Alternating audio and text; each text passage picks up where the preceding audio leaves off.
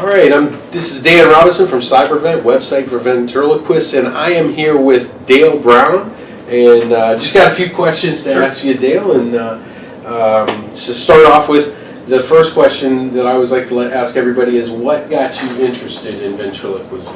It was Paul Winchell. I saw Paul Winchell on television, and for some reason it clicked with me, and after that I wanted to be a ventriloquist. Yeah. Was it his Jerry Mahoney show that that Saturday morning show. Okay. Yep. All right. So then I said, I had a paper route, I saved up my money and bought a Jerry Mahoney from Sears, I think. Okay. Yep, that was my first puppet. Yeah, was it one of the smaller Jerry Mahoney? No, it had the head stick and everything. Oh, is that right? Yeah. Wow. I guess that was like quite a bit of saving back then, wasn't it? Yeah, it was a big deal. Yeah, it took me forever to get one of those, but yeah, those are really nice. I like them.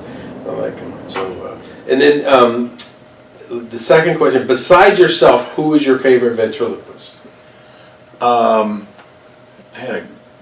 That's so hard. Alan Seamuck made my figure that I use primarily, and Alan helped me a lot when I started. So yeah, he was always one of my favorites. Sure. Yeah. He didn't perform as much as a lot of the others, but he was always one of my favorites. Yeah. And also Kenny. Boy, I can't think of his name. He had a bird puppet. Oh. Yeah. I know who you're talking about. I know who you're talking about. He always made me... Lucas. Kenny Lucas. Kenny Lucas. Yeah. Always made me laugh. Yeah. Oh, and that's my big thing. Ventriloquist's got to be funny. He was always funny. Yes. Okay. Was he from Pennsylvania? Yeah, I think so. I think that's, okay. Yeah, Kenny Lucas. Yeah, he's good. Yeah. What is your favorite character of yours right now? I would have to. It's probably my primary character. His name is Chip Martin. That's the third Chip I think I've had. Okay.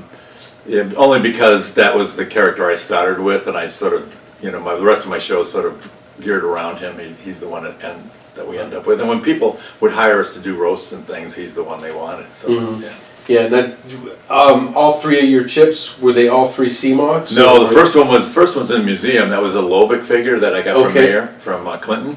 And then CMOC made me a second chip. I gave him some drawings and he made the puppet. And I used it for a year. I never really, how sometimes you got a puppet and it just doesn't fit, doesn't feel right. And so I went back to him and said, I'd like a different one. And he had the one that I have now. He had it at the convention for sale, and I said, "That's the one I want." So we just traded up. You know what year that was? Late '80s or mid '80s. Mid '80s, yeah. Because I remember, the first convention I came to was in 1980, and I remember Alan had a table and Conrad had a table, and I think Verna, Well, somebody else was selling for Verna. Yeah. Verna didn't. She never had a table of her own here. Okay. And she didn't know, there's a big story behind this, but she didn't know how much that person was selling her puppets for. Oh, is that right? And so, Verna was selling them really cheap to this lady. And this lady was more than quadrupling the price. Wow. And so when Verna found out about that, she stopped. Nobody else sold her puppets from that point on. She sold them herself. Right. And what you did is you ordered from her. I got you. Yeah, that's an interesting story. She was a great lady. Yeah. I used to visit her in her home in Florida. She was outstanding. Yeah, I can't remember ever meeting her. I thought she was the lady running the table back in the day. But everybody did because she represented herself as being the best friend and said that Verna was ill and couldn't come and all. She made up all these stories that Verna didn't know about. So yeah. Wow. Interesting. Interesting. But she made some money, I guess, huh? For a few years, yeah. How many times have you attended the convention? And this is a two-part. And what's your favorite part of the convention? Okay, over 30 years. I started coming in the probably late 70s, I guess. Okay, sure. And I missed a few when I was working a lot. I missed a few, but I haven't missed many. So it's been over 30. Wow. I come for this kind of. I come to see the people. Yeah. A lot of friends. Used to be. I would run into other ventriloquists at airports. We'd be crossing paths, going to shows. Sure. And that's the only time I would see them, except at the convention. Yeah. So you always, you just catch up and see everybody. Right. It's the best part. I've made lifelong friends here. Yeah. Yeah. It's fantastic. I mean, the camaraderie is much different than Magic Convention. Right, I've been told that many times. I have never been to, well, I guess I went to one Magic Convention, but it was small, and it was in, where was it? In Branson. Okay. And that was fine. It was, everybody seemed to get along with it, but I've heard these horror stories, and they don't believe how all the events get along. Right. They don't just fight. starts willing to share secrets of the Right. trade and that kind Yep. of thing. Where if you want to get a secret from this guy at the Magic Convention, you're gonna have to pay for it. Right. You know what I mean? Yep. There used to be, and I'm terrible with names of older events. There used to be this guy who cut his figure in half. Do you know? And he was a big guy. He passed away several years ago, but he was very funny. And his deal was, it was Oh, he sawed him in half. he sawed him in half, and he had one dummy coming out where the feet was. A head would say. Oh, right. It was a very funny act, and he was mainly a magician. He's the only guy. I did a little bit of comedy and magic in my act, and it was always different because I never saw magicians do the magic I did. I just bought it, and then I would do my own way because I Right. never went to a magic convention. Sure. So he came to me because I did a trick with where the spots move around on the cards. Yeah, what's next? Right. Yeah. I always get a volunteer up, and I have another card I give them, and they just follow what I do. Okay. And he said he'd never seen anybody ever do that before, and he said, "Can I use that?" I said, "You're the first guy I've ever asked to use something. I mean, they just usually steal it." They steal it. They never ask. I said, "I'm willing to pay you." That was very nice.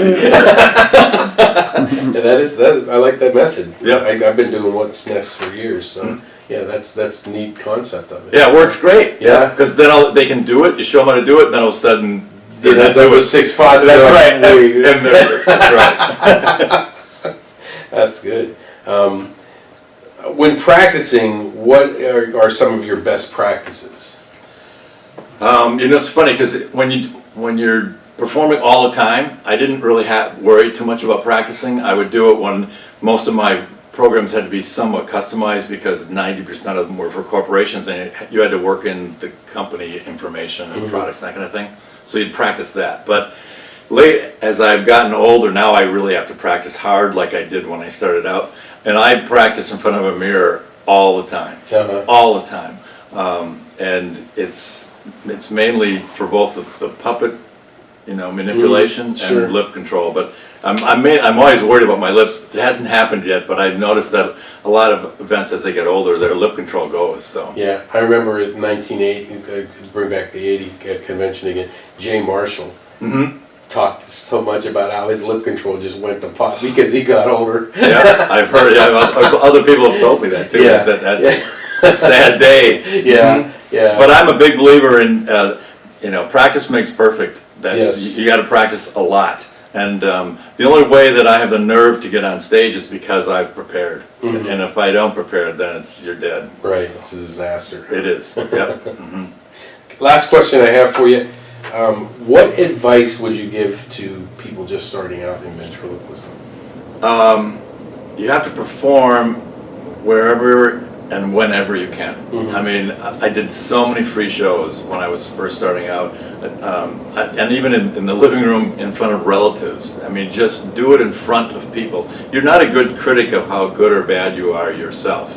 Other people are the real test, Right. and you need people that'll tell you if you're good or bad and what you're doing right and wrong. Yeah. So just do it. There's no substitute for doing 100 shows. 100 shows will teach you so much, Right. and there's nothing else that can replace that. Yeah, So yeah. perform. Yep. Church shows. I did so many church in the basement of a church. Yeah, Yep. yep. So, All right. and that's, by the way, that's one of my favorite part of the convention, other than seeing all my old friends, is the junior contest.